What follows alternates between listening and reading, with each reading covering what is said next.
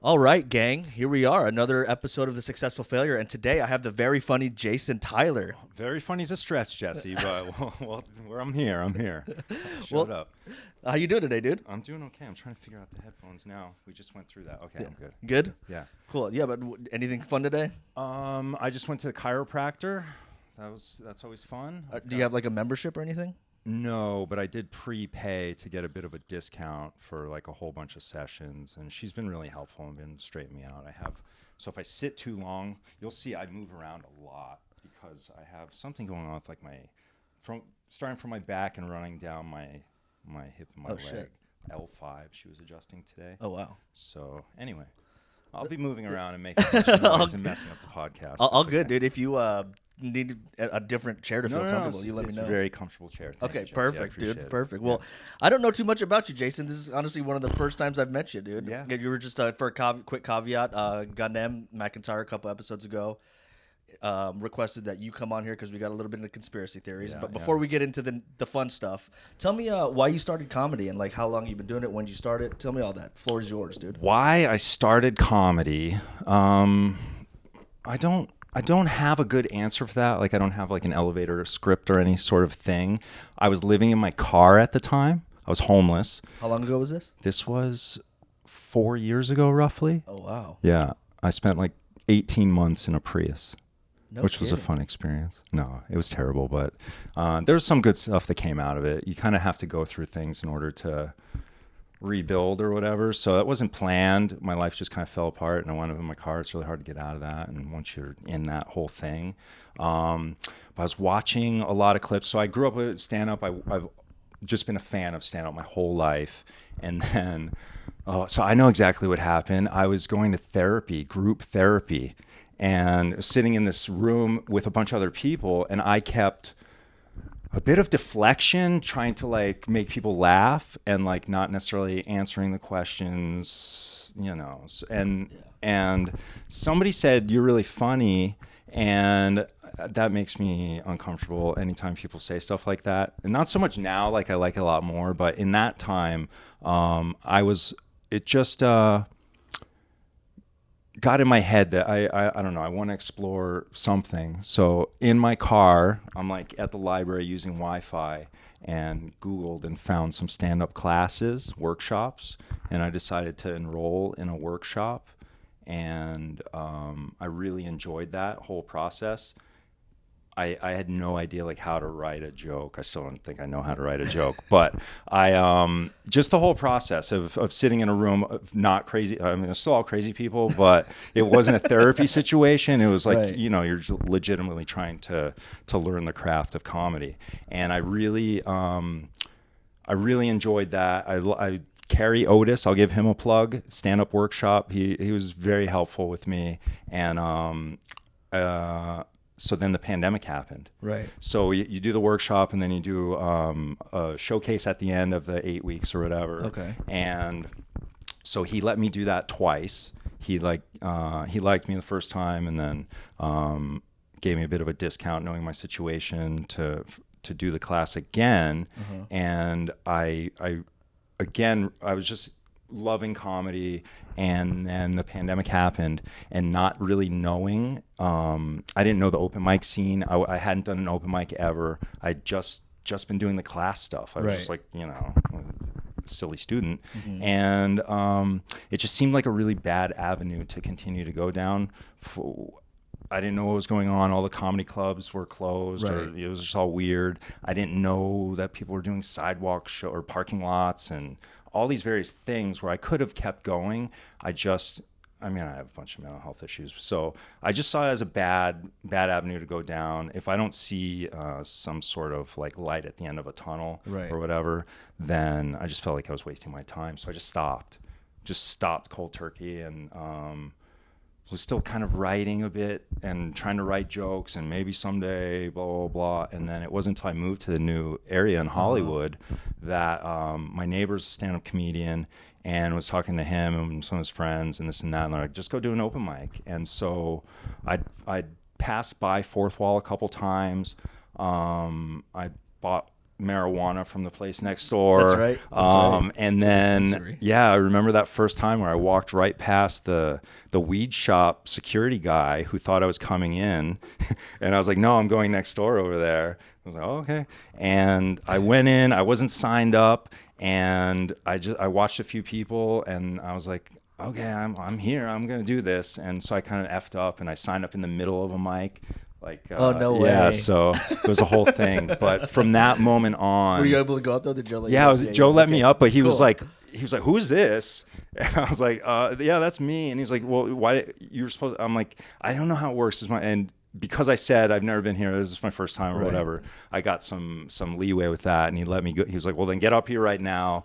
Totally bombed, ate crap. I couldn't even remember any of the jokes that happens, from dude. 3 years ago, and I just wasn't prepared. But I got that bug again. Yeah. You know, I got one little chuckle maybe, and I was like, oh, I'm in. That's all you need. Yeah. Dude. And then right there it hooks you, right? Yeah. So that was, I guess, breaking free from the class workshop stuff, which was very helpful. But then immediately I felt like, oh, I can just keep doing this. As long as I have $5, I can just keep, getting some stage time and all those various things. But it was just, it still is really rough. Like, I mean, I bomb every day. Every open mic is, it's very hit or miss. Yeah. Like, we're very light on the success in this one. We're very heavy on the failure. But yeah, I'm loving it. I'm, meeting people and making friends, and just, for somebody that was just in such a different situation not so long ago, where I was just completely alone in my car with dogs, and like, that was just my life. Jesus. And so What kind of dogs, man? now I just have one Australian cattle dog, Snickers. Give her a plug. Snickers. Yeah, she's sweet. My other dog passed away, unfortunately. I'm sorry to hear that. But yeah, they're the only things that really got me through all of that. Yeah. And then, so now I'm pursuing comedy. Yeah, I mean, all of this stuff it's just all new to me. The Instagram as a whole caused me so much anxiety and stress, and Really? like more so than the actual getting up on stage. All of the, just everything, liking posts, and if I don't like posts, and the following and unfollowing, and you follow someone, they don't follow you back, and then I'm like, they hate me, and the psychology of it, right? Yeah, it's just all it's a lot where that sort of stuff is almost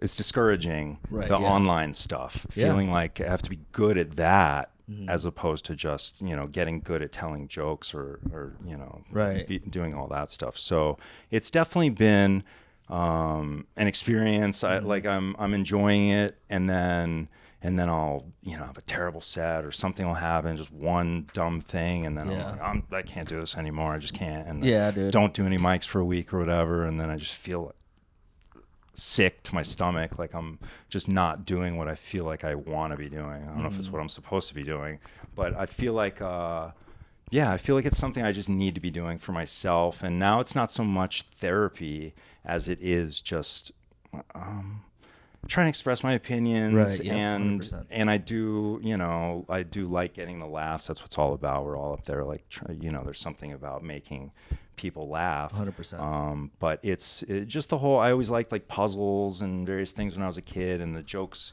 is kind of in that way. It really is, dude. I've recently found that out in terms of the writing of the jokes. It really is like a puzzle, like what words you have to say in order, for it to make like logical sense. Because sometimes I'm all over the place. I've got a very scattered brain, so I'll say something that I think 5 steps ahead. Sure. But it really is like a puzzle. That's a great way to put it, dude. It's a puzzle that you have to like put together. Yeah. Or you put it together in your room or whatever. You write the thing, and then you have to go like do it in front of people. Yeah. And then you find out that your puzzle is like garbage. Right. You put it together all wrong, and it didn't work, and then you go take it back home and tinker with it. Right. Yeah. And it's that whole like, I've actually built stuff. I'm a handyman and can do all sorts of. I built my car, like I bought it totaled and put it all back together, and I took the engine out and all those various things. So this to me is very similar process of like building something, and you have to spend that time working at it, but it's just you're dependent upon other people and all those other, well, I guess, yeah, if I'm doing a job for somebody fixing a cabinet, if they're not happy with the cabinet or whatever, then you have to do it again. So it is very similar. You know, you just have to keep perfecting and doing better. And hopefully you get to the point where, you know, you don't have to fix your joke anymore. It just works. And then you can, you know, same as you hope that you fix someone's cabinet correctly and you don't have to redo it again. Because that's, you know, you just want to get to a point where you feel comfortable. So I'm still at that place where I'm still trying to figure out which material I feel comfortable with. Right. Sometimes there's things that I get jokes that I don't feel comfortable doing then because I feel more uncomfortable when I get off stage that when I'm just a regular person again. And then you have to like... in terms of me, I've only been doing this for like 2 months, dude. So I'm very like green at this. Yeah, but the thing that's helped me with that is just I will kind of reflect on what other comedians have said, and I completely forget what people say unless it's very like open. You know what I mean? Unless someone's very open about something that's very dramatic. But other than that, it was like a psychological thing because I was the same way. Where I'd just be like, oh shit, I said something where everyone's gonna think I'm this type of person now. And everyone just forgets it because, again, like I said, I'll try to remember what other people say. I'm like, I totally forget their set. Like even after just the class is done, you know what I mean? So maybe that'll help you. I don't know. Like, I'm getting to that point. And the more I talk to people, that say the same thing, like nobody cares or nobody's going to remember. Nobody even knows who you are. And nobody, you know, it's all these things where, you know, I'm in my head worried about like, you're like 10 steps ahead of dumb stuff where, especially at the open mics where everyone's, you know, trying to remember their own jokes and doing their own thing. But it's still just, we live in this world where you say polarizing things or, you know, it's just everything is just it just makes someone like me who overthinks and is neurotic and has all these things going on already when, you know, I don't want to like censor what I'm saying. Right. Oh, sorry. Very good. Yeah, I have ADD as well. So I flipped the switch by accident. I just like to shut myself off. I think I've done that during a mic as well where I've just like turned it off. That's hilarious. Again, before we get into the fun stuff, again, we're talking about conspiracy theories. Have you talked or do you have any like jokes about conspiracy theories? No, like, I've been avoiding that because for that same reason where I don't even, that's why I'm nervous about this more so than because Ganem recommended me when I've watched the episode about conspiracy stuff. He's like, oh yeah, Jason Tyler. Like, damn, what are you doing? What are you doing? So yeah, it's like, you know, I there's a lot of stuff I don't want to talk about, you know, and I've been doing some of the like feedback mics and stuff. I like that where the writers' rooms, and then the specific, like there's the Mike Sasson challenge flag mic was just last night on Tuesdays. That's been really helpful as well. What's that like? I haven't been. It's like a comedy class, so it's similar to the workshop that I was in. It's different, but you go up and you do 3-minute is what. You can do whatever you want, but so if your 5-minute set, generally you do 3 minutes, like an audition set, whatever you would plan on trying to work on for, you know, the big clubs or whatever. And then it's usually Mike, sometimes Mike and Joe will then give you like 2 minutes of feedback and try to help you. I think, originally you'd have flags, so it's called challenge flag because he was a football coach. So he'd be like throwing like a red flag. He threw it at me like twice. I haven't seen the flags in a while, but he'll still interrupt me. And it's good because it's like somebody who's been doing it way longer that knows, you know, just in every avenue has just more experience with everything and helps you put together that puzzle like in real time. In a safe environment. Like it's not like he's like, oh, you're terrible, you shouldn't do it. It's like, hang on, why are you doing that? You know, I said something. He's like, why? You want to give the why of what you're doing. So it's been really helpful to get that sort of feedback from. I love the writers' room mics where you get other comics, but this is generally just him. Mike and Joe and. Yeah, that's been really helpful. I don't remember why that came up just now, but it was about the conspiracy stuff.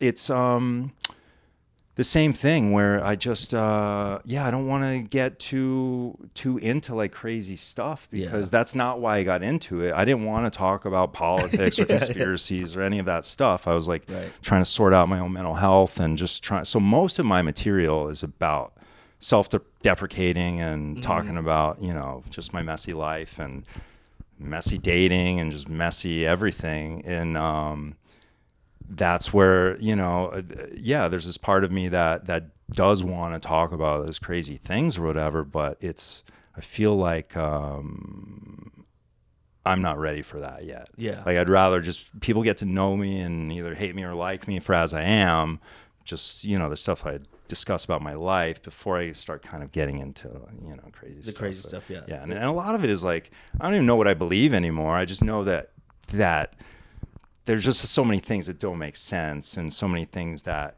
I question a lot of things. I have like, a lot of things where I'll be like, oh yeah, I don't believe this or whatever. But it's like, I'm really just unsure about the truth and so these other things seem like it makes more sense. And the crazy thing is we have to go based on what they say, right? Like the whole thing, I don't know if you heard, but there's just like on BBC, they just released the news that there was a UFO whistleblower saying that the U.S. government's hiding information about UFOs. Yeah. That's literally on mainstream news now, right? But like 20, 30 years ago, if you were to say anything about this, you would lose your job. Yeah. People would think you're fucking crazy. But now it's like, oh, well, that happened and that person's life is ruined, but we'll just go, you know what I mean? So that to me is where it crosses the line. Sure. It's where people like, I think it was this guy from England. I'm not sure what his name was, but he was saying that, he believed in UFOs in the 70s and 80s. He lost his job, he went into a deep depression, just, cut himself off from society. And now it's coming out and like, yeah, we've known since like the 50s. And it's just dude, people's lives have been ruined because of the lies of that, and it's kind of weird how that happens. And not that there should be any repercussions or anything, but it's just, that's someone's life. Yeah. That's their whole livelihood, their job. Like, that's crazy to me. That's where you get into, that's why kind of conspiracy stuff gets messy, because there are things where, for the good of society or whatever at that time, if it wasn't the right time to let people know what's going on or whatever, that sacrificing one big mouth or whatever is better for the good, or all these things where I have a really hard time with that. That one person's life is just as important as everybody else's. Yeah, it's just, that's what we learned 3 years ago with the whole pandemic. Yeah, like everyone's life is equally as important. Yeah, right? Obviously it's something different, like conspiracy theory compared to sickness. You know what I mean? Or sickness. No. Yeah. It's all just it's a crazy world out there right now, and just everything is kind of if you say the wrong thing about Barbie, you'll get in trouble, and it's like I love Barbie. I just don't know exactly how to navigate those waters yet. And actually, I had a whole conversation with Carrie that I talked about where he's a vegan and he runs into a lot of people that, talk crap about vegans in certain settings. So he does some material about that, and he wanted to help me kind of navigate making my beliefs and some of his conspiracy stuff like funny, so it's not polarizing to an audience of people.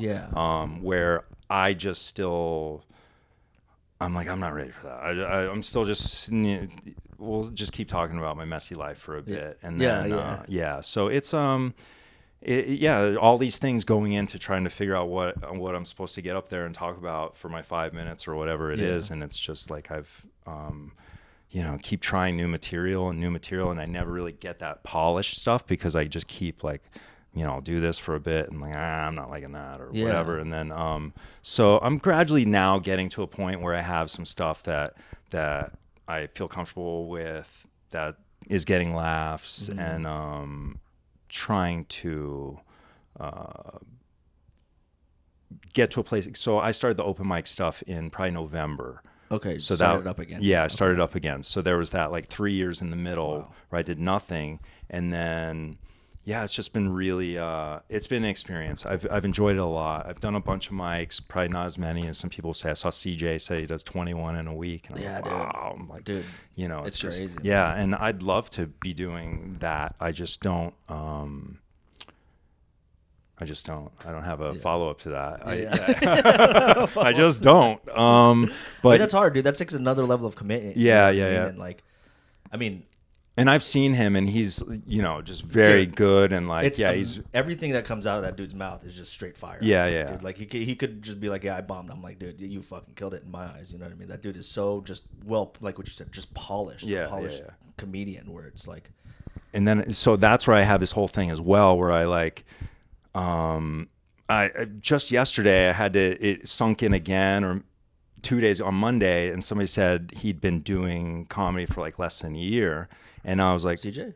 No. Somebody at like at an open mic. Okay, yeah. And I was like, oh yeah, I have too, really. Like because I feel I have this weird thing of like feeling like, oh well, I started 4 years ago, but then there was literal 3 years of nothing. Right. And then you start up and it's been 7-8 months or whatever. Yeah. When I put all of that together, it's like basically a year. Yeah. And so it like I give myself a hard time because I'm older than most of the guys and all these various things, and so I'm not trying to compare myself to other people, but it's still like I have to remind myself sometimes that like I haven't been doing this that long, and I'm proud of myself for where I'm at. Of course I'd like to be wherever, but just the fact that I'm doing it and that I went and did that open mic, and now I've just been continuing and like and feel I don't have any like momentum or anything like that, but I just feel like myself as a sticking with something that I am enjoying and that I'm getting stuff out of and feeling like it's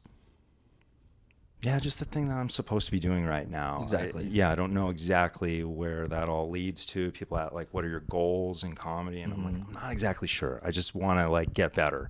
And so I've thought about podcasting, and like I like talking to people.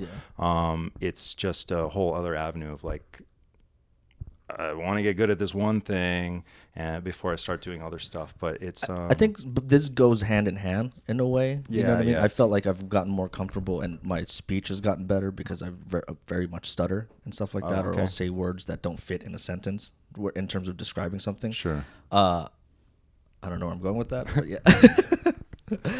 What were we talking about?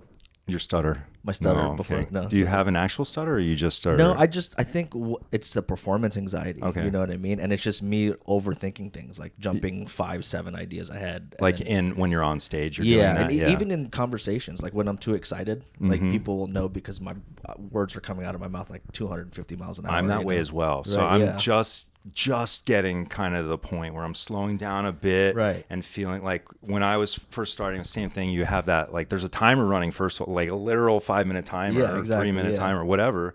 And you have all these things you want to fit in, and you kind of, I know exactly how you're feeling, and I'm still there, and I'm still like, I'll get up there and can't remember my jokes. I'm like thinking of the joke that's 3 back, or the one that I just forgot, and now I have to figure out how to bridge back to get back on track. And there's such a skill, dude. It's such like a muscle memory almost, right? Like and that's why the 21 mics a week is like, that would accelerate it much faster. Absolutely. So it's just a process, and that's we all like want to move faster than you can. And from all these comics that you talk to that have been doing it for years, it's like there's no like, maybe there's some people that are just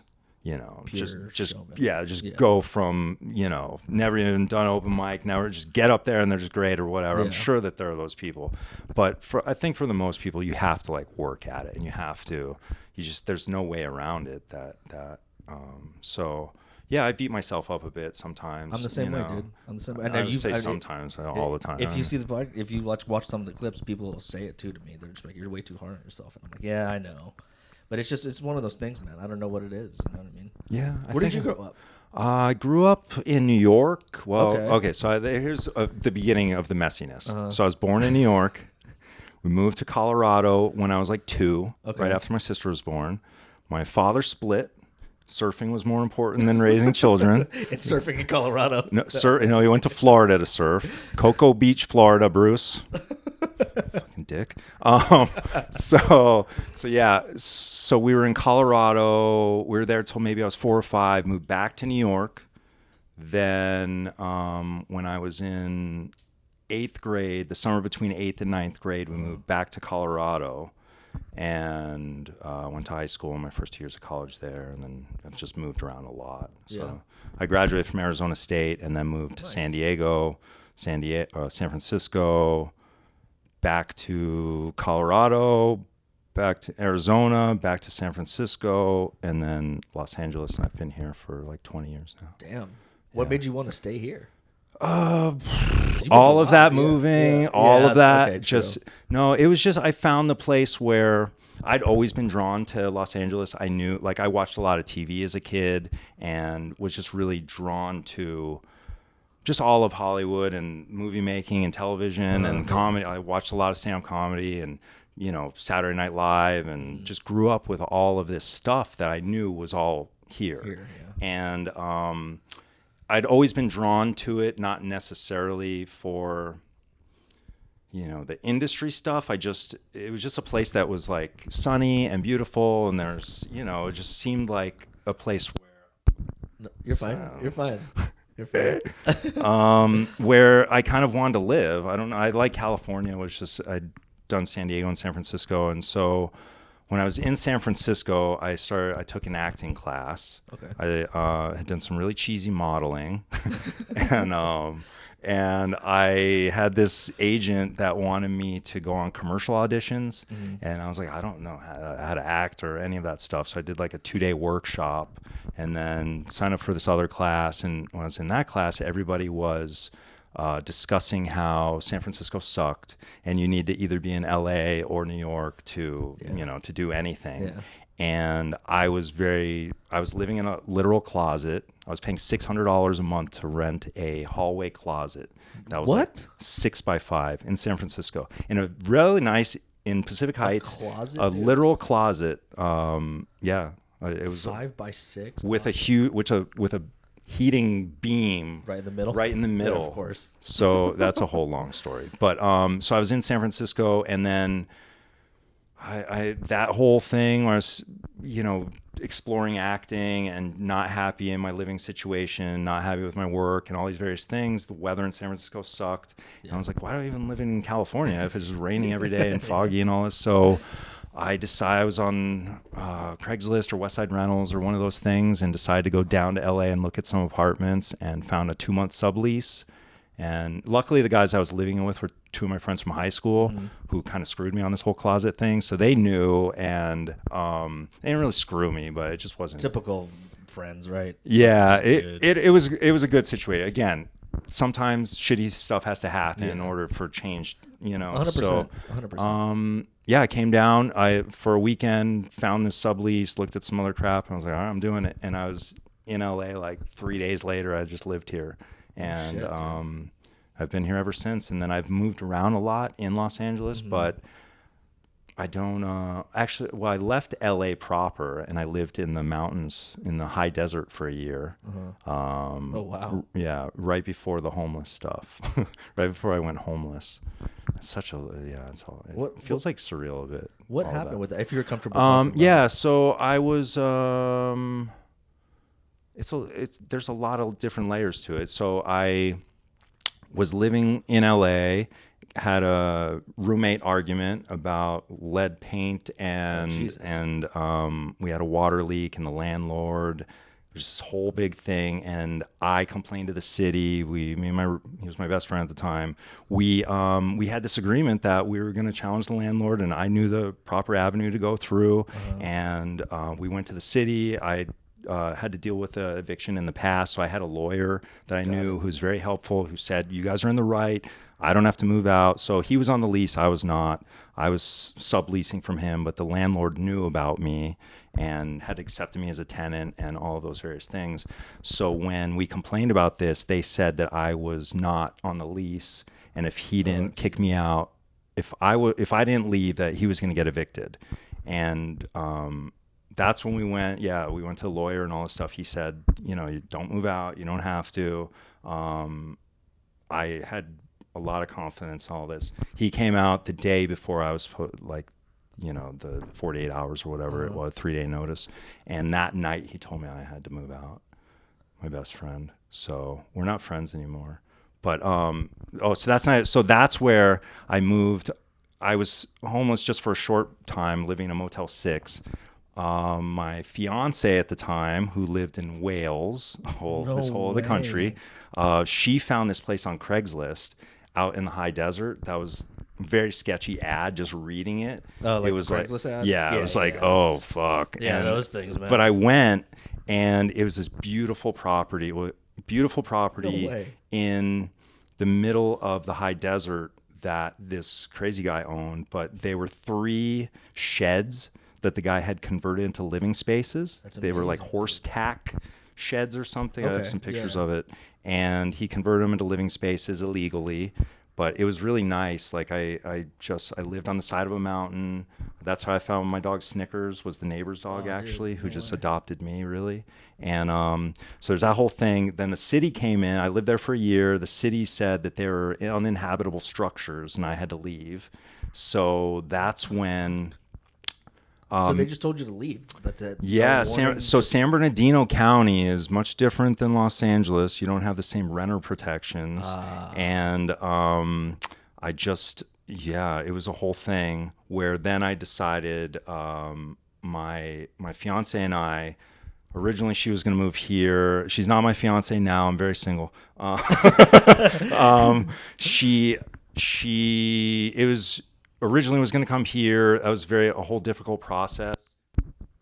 Third time's the charm. Third time's the charm. It's a difficult process to try to like marry someone and bring them here, especially if you're not like Is it really successful. Yeah. So, that's the whole thing. You just get married and it's like, no, the government is going to limit what you're going to do. So we found that it was much easier for me to go to Wales than for her to come here. And I went to my sister's house. I was staying with her for a bit and went to Wales and this and that. And my engagement fell apart. I was at my sister's and we got into a big fight. I won't get into what that was about, but she kicked me out of her house and life just fell apart. My engagement fell apart. My sister basically disowned me. And I didn't really have any friends, so my best friend and that whole friend group had disappeared when I had to move out of that place. And then I had a whole other friend group that disappeared because I sued them, an employer. It's just, mess after mess after failure after all these various things. And so I was in my car in Colorado. I had a motel for a night, and then I was like, what am I going to do in Colorado? So I drove back to LA, and then I was just... I was in my car. I didn't, I would have enough money for an apartment or anything, and I just wasn't in a good headspace. A lot of depression, a lot of it was a big mess, and that's what I'm saying. Like, I'm a college educated man that should be able to sort things out and keep a roof over my head, but it was just life can throw you some curveballs, and especially when you're a head case or all this sort of various stuff. My life fell apart, and there was really no way for me to navigate out of that. Like, I was delivering food for Postmates with my dogs in the car, living in. You gotta do what you gotta do, Yeah, and it was just it was very difficult. It was a difficult time, and towards the end of that was when the comedy stuff, I found that, and it was like, I was in my car and literally I'd be watching like clips and, all sorts of stuff on YouTube, and just, I don't know what flipped that switch beyond the therapy stuff I was talking about, like group therapy. But for some reason, I just decided to sign up for this class. I was like, on my credit card, $300 for this, comedy class. And I would leave my dog. I have a Prius. So I would leave my dogs in the car with the air conditioning running, and go to comedy class and then go back to my car and just be homeless again, and then show up the next week for class and stuff. It was a whole thing. But that stuff's not funny at all. Sorry. I don't have any answers for any of these things of why they happen or anything. It's just at some point, like, you just kind of you have paths to go down, and you go down the wrong path or make a wrong decision, and it's hard to recover from some of those decisions, especially when you don't have a support system and all those things. And so it's like, I was like homeless. I mean, I was showering at the gym. I didn't really have friends that was like going to their, you know, a lot of people would say they're homeless and they're sleeping on a friend's couch or whatever it is. And it was just a lot of pride, too hard to ask for help for the few people that I did still have contact with. And it was really rough. I'm in a much better place now. Good. Really good. What do you do other than comedy? What do you do? Some of the handyman work. I'm still luckily my rent is real cheap. I have a Section 8 voucher. One of the beauties of, you know, that whole experience was, I got some help, and that is the only reason I'm not living in my car or dead right now is because I was helped by the system and all those various things. So it's, so I do some handyman work. Like tomorrow I'm going to put on a lockbox on one property, take off a lockbox. Okay. Just random stuff. I helped out this Airbnb guy, and just trying to make it work. Like I'm trying to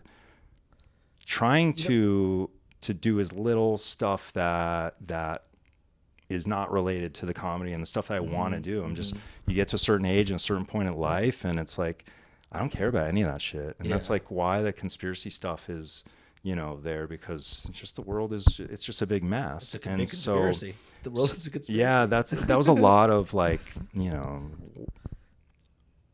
I'll say that was probably some of the stuff that led me to being in my car and just you go down a rabbit hole, man. Yeah, you go down a rabbit hole. It happened to me. I mean, my first conspiracy theory that I believed in was like when I was 19, and I went down a rabbit hole, and then just during the pandemic it happened again, and I'm literally just coming out of it right now, where like psychologically and like socially, you know, I can talk about stuff other than, you know, what we think is true or whatever. But you know, I was just thinking, you say you do this handyman stuff with Airbnbs, and I actually don't think there's a company that specializes in Airbnbs to go be a handyman.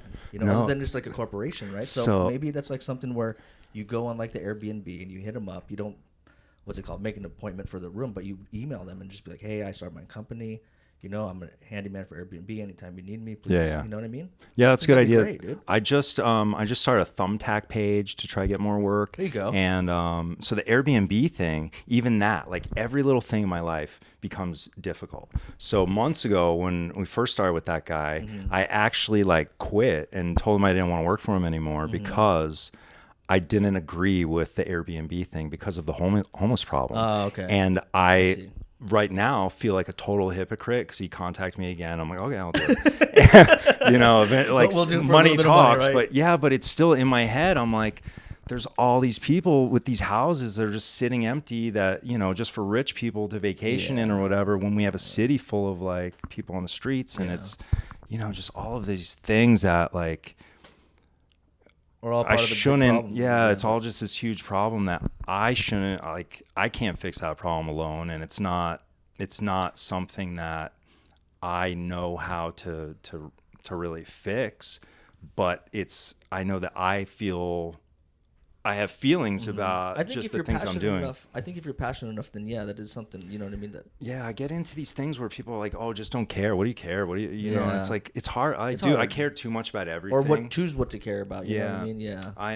But I think that when I was in that, so somebody that was like homeless, right? Yeah. And even now, there's all these empty units. I had just last year when I was looking at apartments, I was up in the valley. I was looking at all different areas and stuff, and I was in Reseda, and this guy had 8 empty units in like a 20-unit building, like Karate Kid style building. Just, you know, not a great unit. They're all just kind of run down, and he would not accept my Section 8 voucher.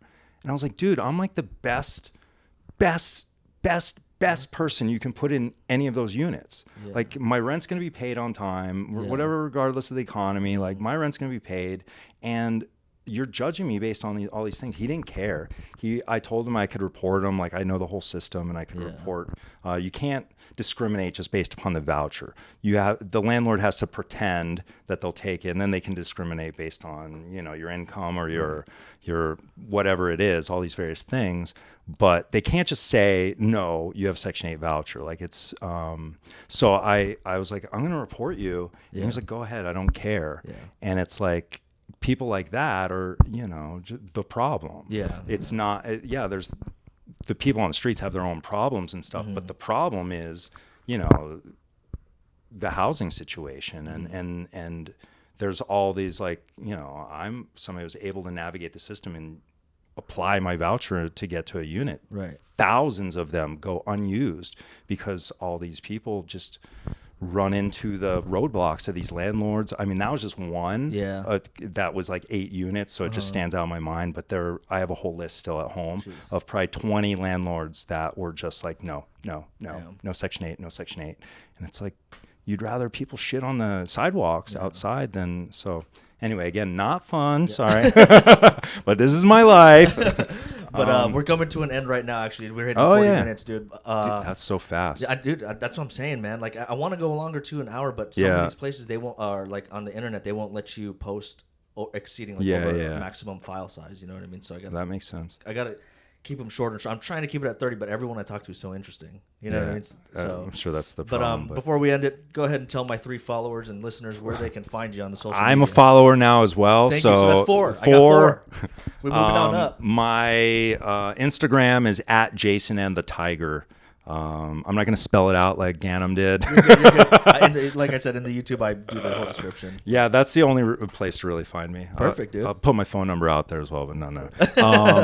I appreciate it. Thank you for watching and listening. Where can they find you on Tinder? Where can the ladies find you on Tinder? Yeah, I'm not on Tinder. I just turned on my Hinge profile again. Hinge, the app you're supposed to delete. But I'm about to sponsored to you. I'm about to delete it again. It's a nightmare on there. Yeah, it's a disaster. Oh, man. Just fake profiles and other. Oh, no kidding. A lot of fake. Dude. Well, it's not like Hinge is doing it, but there's sketchiness. People like to mess with me. I'm going to get a lot of people messing with me now. Yeah. All right, Jason. Well, I appreciate you. Yeah. Thank you. I appreciate it, Jesse. This was a lot of fun. Thank you, dude. Bye, everybody.